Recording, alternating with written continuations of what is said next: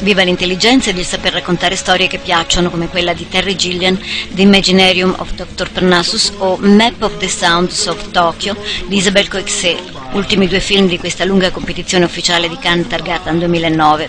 La Tokyo della Coixet è veramente splendida, solare, piena di luci naturali di giorno e fascinosa di notte, che ti mette voglia di chiamare l'agenzia, prenotare subito un biglietto e andare a conoscerla meglio, a differenza della Tokyo opprimentemente psichedelica di Noè, che solo a vederla ti dà il mal di mare.